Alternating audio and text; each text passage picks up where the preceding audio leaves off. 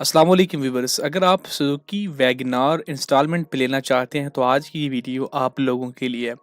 सबसे पहले तो आपको ये पता होना चाहिए कि सुजुकी की इस वक्त प्राइस क्या है वैगनार की।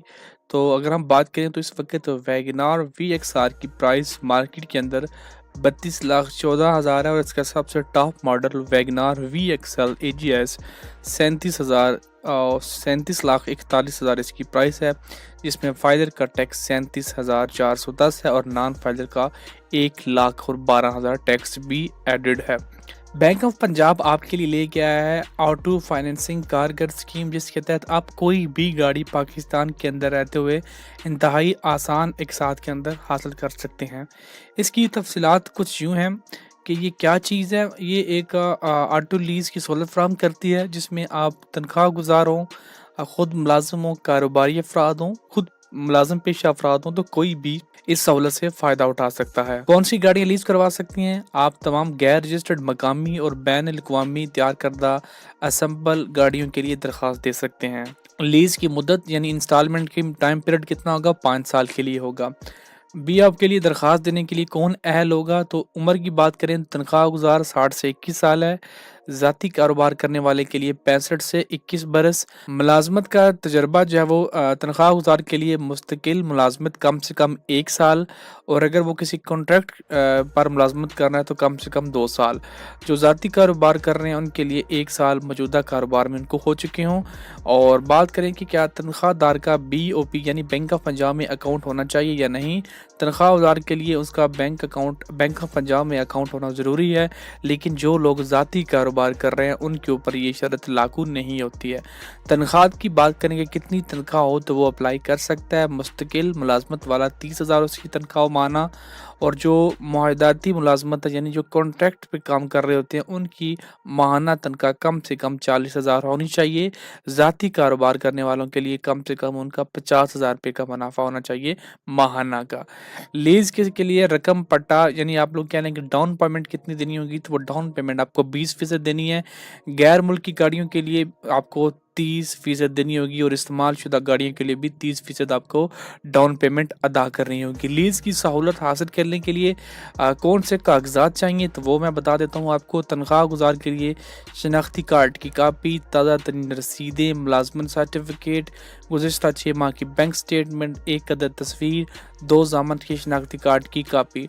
कारोबारी आदमी के लिए कारोबार की जो स्टेटमेंट है वो बतानी होगी बैंक के अंदर, 6 माह की स्टेटमेंट, और उसके अलावा एक तस्वीर और कारोबार का सबूत। बाकी वही जो पहले मैं बता चुका हूँ तनख्वाह गुज़ार के लिए।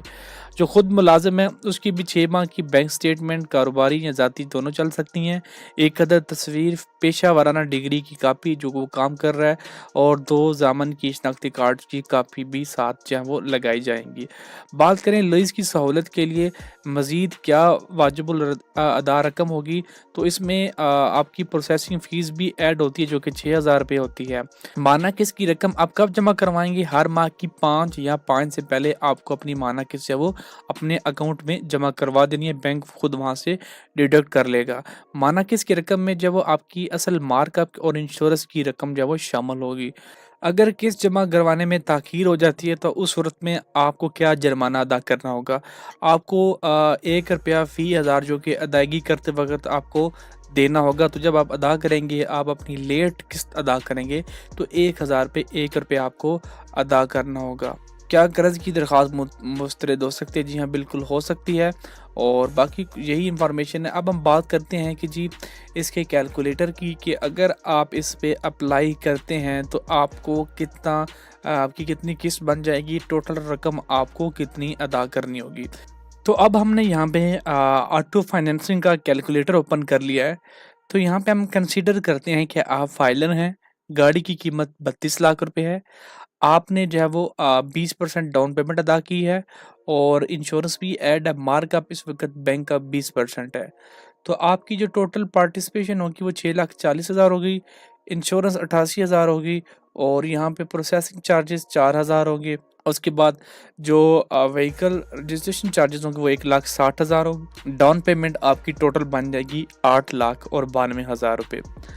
अब यहाँ पे हम लोग एक साथ जो सेलेक्ट कर लेते हैं वो हम लोग कर लेते हैं कि जी हम इसको 24 कर लेते हैं, 24 एक साथ हम कर लेते हैं, ठीक है जी।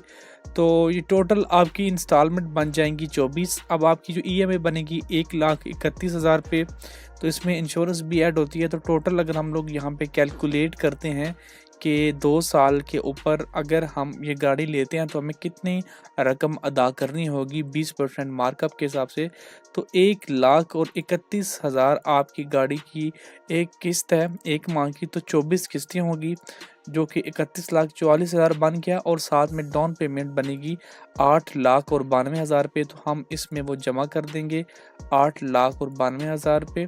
तो टोटल आप जो है वो 40 लाख रुपए अदा करेंगे, यानी कि 2 साल बाद जो गाड़ी की कीमत है 32 लाख है, लेकिन आपको डाउन पेमेंट यानी एक साथ की दामाद में आपको 8 लाख रुपया एक्स्ट्रा अदा करना है।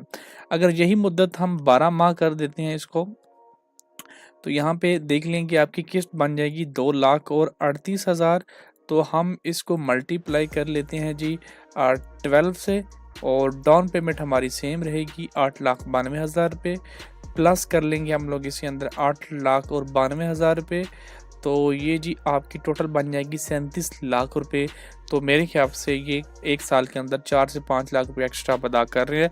अगर आप इसको मज़ीद कम कर देते हैं 6 माह, जो कि मेरे ख्याल में अप्लाई नहीं होता, लेकिन इन केस अगर आप 6 माह के लिए करते हैं तो आपकी किस्त बनती है 4,53,000 रुपये। तो हम इसको मल्टीप्लाई कर लेंगे 6 माह से, प्लस आपकी जो डाउन पेमेंट है वो जनाब आ जाती है 8,92,000 रुपये। तो वो अगर हम इसमें ऐड करते हैं तो फिर भी 36, यानी कि तकरीबन 4 लाख पे एक्स्ट्रा ऐड करने हैं। तो 6 माह अगर आप एक्स्ट्रा ऐड करते हैं 1 साल पे जाते हैं तो आपको 1 लाख रुपए एक्स्ट्रा ऐड करने हैं। जितनी आप मुद्दत ज़्यादा करेंगे उतने ज़्यादा पैसे आपको बैंक को देने पड़ेंगे। उसका एक्सपेरिमेंट आप यहाँ पे भी कर लें।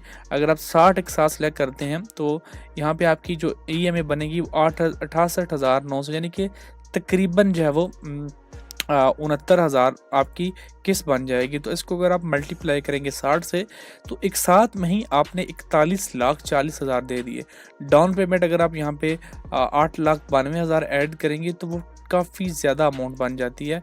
ये आप देख सकते हैं 50 लाख, यानी कि 5 साल बाद आपने 18 लाख रुपए गाड़ी की, यानी कि 50% आपने जो है वो गाड़ी की कीमत एक्स्ट्रा आपने दे देनी है। गाड़ी की कीमत का तकरीबन तीसरा हिस्सा जो है वो आपका यहाँ पे चला जाएगा। तो अब आपने फैसला करना है कि आप 1 साल के लिए लेते हैं, 2 साल के लिए लेते हैं, 5 साल के लिए लेते हैं। मैंने आपको तीनों सिनेरियो कैलकुलेट करके दे दिए हैं कि आपके लिए कौन सा बेहतरीन है। अब ये आपको इसका इंतखाब करना है। कोई सवाल हो तो नीचे कमेंट सेक्शन में पूछ लीजिएगा। शुक्रिया।